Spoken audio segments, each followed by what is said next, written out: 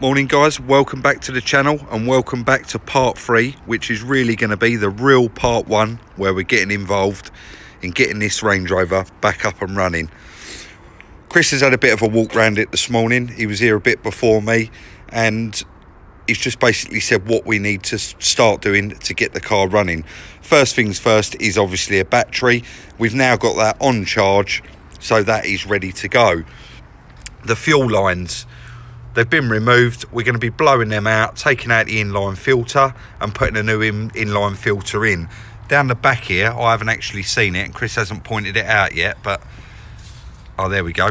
The rat has eaten through one of the injector plugs, so we're going to have to get in there and solder that back together. And there's a couple of bare wires where he's just started nibbling through here, so we're going to have to cut that, get some heat shrink on it and solder those back up.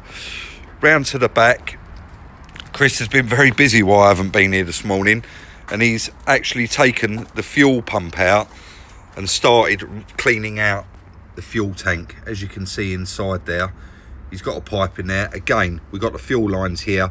We're going to need to blow down those without the inline filter in there and get those all cleaned out. I'm going to go into the workshop. Chris has taken off the fuel. Sorry guys, I had to cut that out to run in and shut the door because we've got the fire on. Chris has removed the fuel pump and as you can see guys, it is really not good. We've obviously tried powering it up to see if it does anything. Will that pull out of there, Chris? Yeah. Sorry guys, I'm just going to pull that out. That's the actual fuel pump side of it. Fortunately, like I've said in the last couple of videos, Chris does hold quite a few parts that he's kept over the years. Unfortunately for us, we do have a new one. There's nothing wrong with the casing, but we do need to fit this. I mean, there was quite a lot of water in there, Chris, wasn't there? Yeah, shocking really. Shocking, and I mean, there's quite a lot of. Can I tip that out? Try to.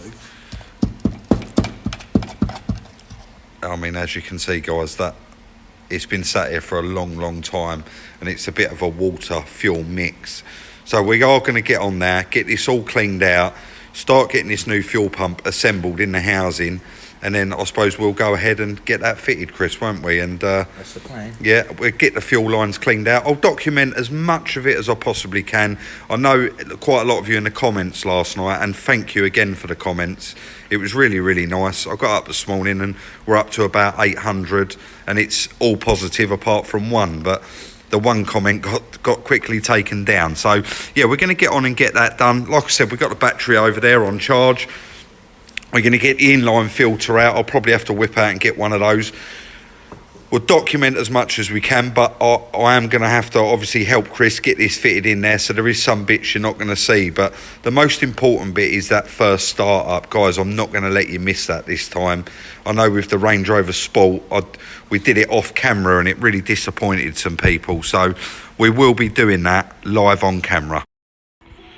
Well, Chris just had about an hour on that, taking it apart while I was running around doing a few other little bits, and I think you'd agree that is completely back to how it should be. It's all cleaned up really nice. We've got a brand new fuel pump in there. All the unions have been cleaned up. So we've got some penetrating fluid on the actual pipes themselves on the car. We'll head back there shortly, get this fitted back in there. So we've got this far, guys. We've took the fuel lines off at this end as well. I think I said earlier, we actually took them off. Chris is going to spray some WD actually down the fuel lines so that it runs all the way back. We're going to let it soak in there for about half an hour and then force air up the other end to completely flush these pipes out and hopefully get anything out that's inside them. And then once we connect the fuel pump up, we can inject it a few times just to get the fuel through those pipes to clear out any residue of the WD-40 left in there. Guys, I said I'll document as much as I can. Chris is now on the other end and we're getting ready to actually flush these pipes back out. The WD-40's been sat in there for about half an hour now. Ready when you are, Chris. We might... You probably see that spurt out there and it's coming out quite clear now. Yeah, that one's clear, mate. And now it's going to be this one. That's coming out lovely and clear now, that is. That's fantastic. We get a bit of petrol in there now and then blow those out again.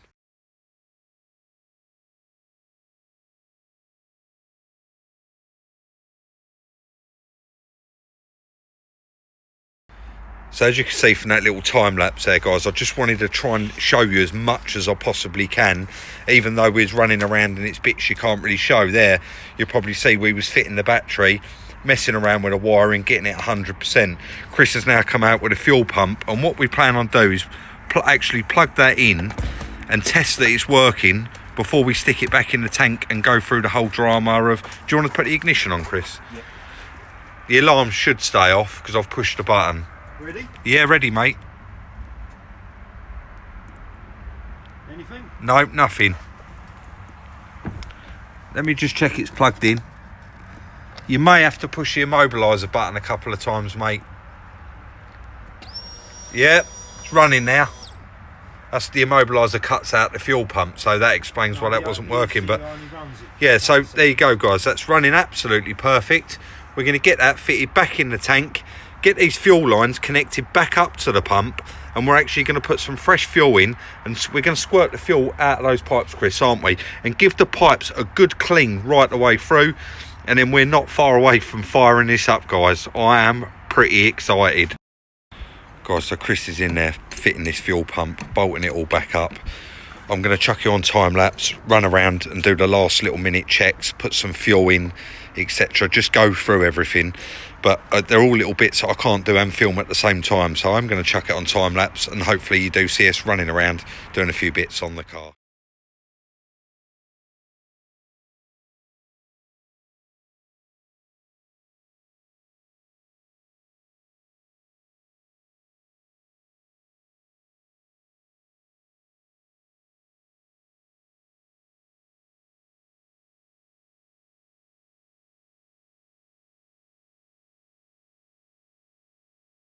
So guys, rather than just running that through and it obviously goes everywhere, Chris has actually connected the feed back to the car, and he's come off the return with a pipe just so that we can you turn it on, Chris? And as you can see, that fuel, just do it a couple more times. As you can see, that is coming out pretty clear now. It does look quite dark actually, but that's really the light we're in. It is coming out a lot clearer, and that is all the excess junk. You probably see on time lapse I did just put about 3 gallons of fresh petrol in. So we're going to keep turning this, giving it a good pump out, and then we'll be connecting it all back up and going for that almighty fire up. So guys, Chris is just in there connecting back up the fuel pipe and the return. Once he's moved his hands, in a minute, I'm not asking you to move, Chris, don't worry, mate. Once he's moved, I'm going to show you the bit of wiring, what we actually repaired this morning. It was only temporary because we only had quite large heat shrink. It's all soldered up, but we do need to take it apart. I'm just going around now, checking like the oil. Oh, actually, that oil looks really, really good, Chris. Oh, that's a result. Obviously, it is going to need changing, but I'll give that a wipe and double check that in a moment, but it looks absolutely fantastic. There's quite a few little bits that we are going to have to change for safety straight away. Like this was actually had a little, I don't know if it was broken away or it had been chewed, so we put a piece of tape around there temporary, obviously just to get it fired up. All the leads, they all seem to be fine now, and that fuel pump went in really, really easy. The gauge is now working and it's showing how much fuel we've got in there. This gas tank, guys, I mean, I know I've brought it up a couple of times before, but look at these fittings. This is just so unsafe. The sooner we get this out of here, the better. This gauge yesterday was actually showing a quarter, and then we did just check it, and I cracked off one of the pipes and there's no gas in there whatsoever. So it just shows you that not even that's correct after all this time. I really do want to get it out. Me and Chris did start pulling out a few panels, obviously, to get the boot carpet up, and we noticed like the spare wheel, it's actually new. It's never been used. It's got a new tyre on it, and it's got the original jack, original cover. All of the bits are in there for it, which is absolutely incredible on a car of this age to have all the original stuff with it. We have noticed that there's bits of rust in the boot floor, just on the edge. That's as far as we've got in there to lift it up. But nothing that we can't fix. As you can see now, the fuel gauge is showing just under a quarter of a tank. So I think it's not going to be long, guys, and we are going to be good to get this fired up. I can't wait to hear it run. I know it's not going to be perfect and we're not going to be driving it any day soon, but just to get it fired up would be absolutely amazing. As you can see, there's those wires that Mr. Rat had chewed through, and we have soldered those up. I didn't do it on camera, and we've put some heat shrink around them and tape around this one where we couldn't get a bit of heat shrink over it. And again, on the elbow here, there was teeth marks in it, so we have just tidied it up with a bit of tape for now. Chris, how close are we to getting this fired up? Well, I think we're there, mate. We're ready to go, are we? Yeah. Guys, I'm going to stick my jump pack on here because there's a good chance it's going to take some serious cranking. I'll get Chris to crank it up, and I'm going to stay round the front waiting because I don't want to miss it, and I know you guys don't. You waited patiently last time and I completely missed it. So I'm going to pause. I don't even need to pause. Chris, you will have to push that button to turn the alarm off. What do we reckon, half throttle? Yeah, just give it half throttle to let the fuel get in there and then let it go straight away.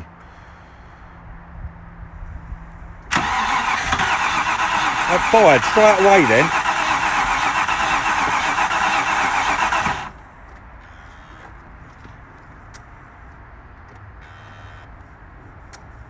Clear. Yeah, it is going to need to get the fuel up there, isn't it?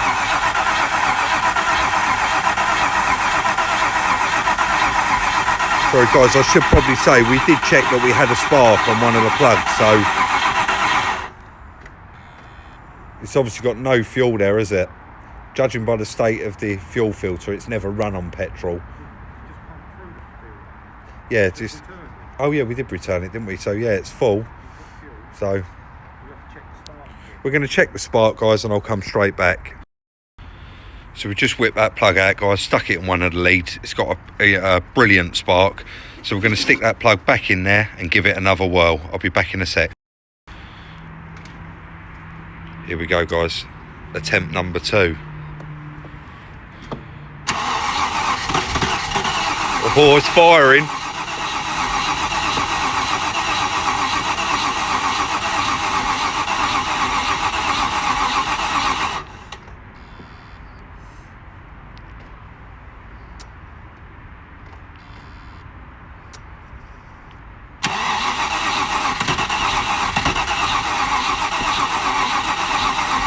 Come off, Chris, and then try it instantly again. It seemed like it fired every time you just first tried it.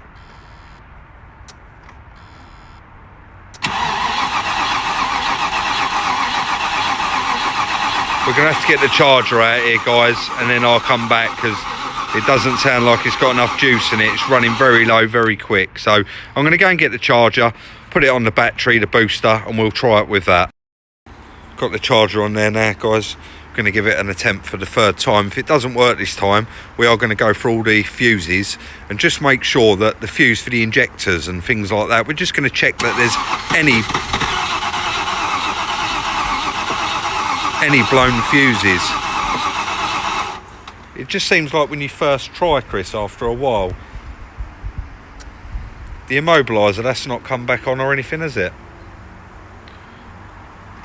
I'm going to give it one more try, guys, and then we are going to have to go through all the fuses. No, it's not going to go. So we're going to crack on, get through all those, and obviously I will come straight back. I'm not starting this car up without you guys hearing it at the same time as I do.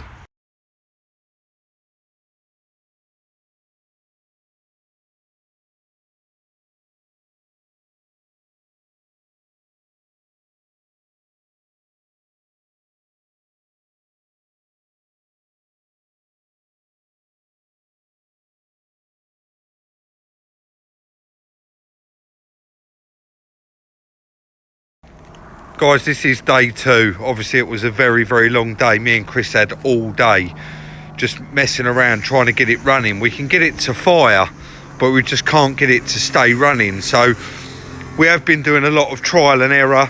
We took the air mass sensor off and the air filter, and we've took the one off of the 2.9 petrol that Chris has got there, the Discovery.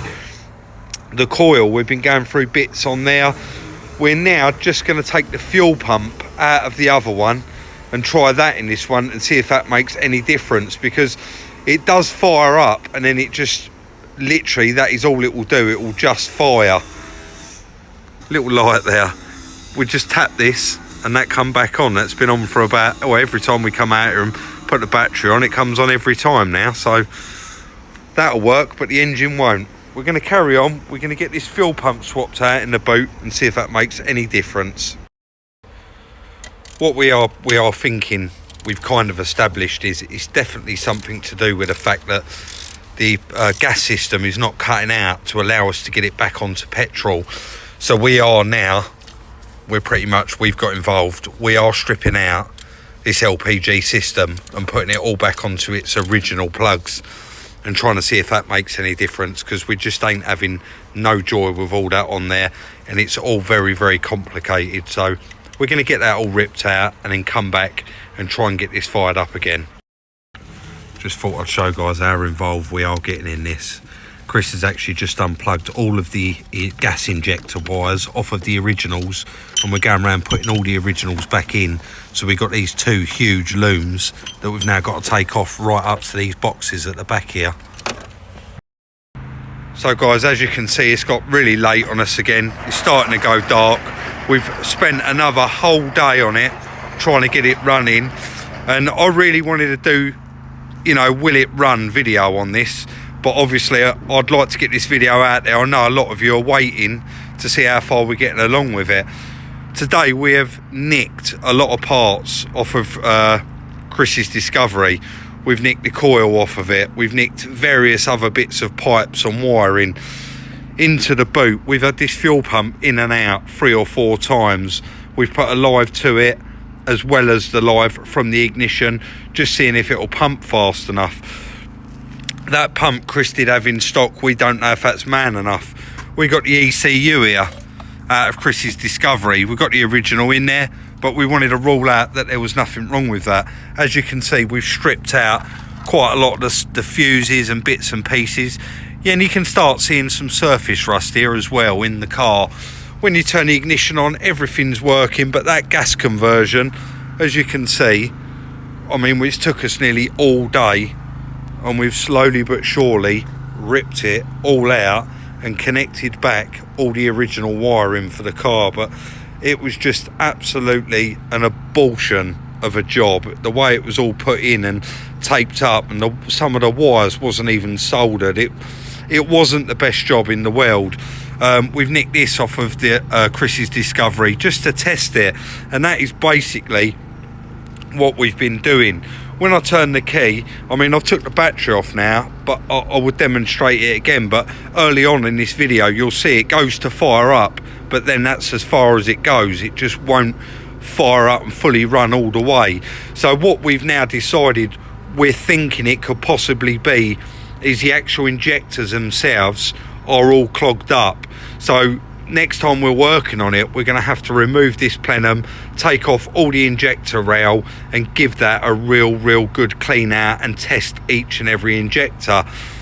Worst way, we can nick them off of Chris's Discovery and try them, because that was running perfect. Sorry, I'm just about to upload and I realised I didn't actually put in that video. If anybody has got any suggestions or things that we haven't tried yet, please leave it in the comment section. At the moment, we're prepared to try anything on it. And rather than keep going too far in depth, if anybody's done one of these before or got any really good ideas, then I would quite gladly try them.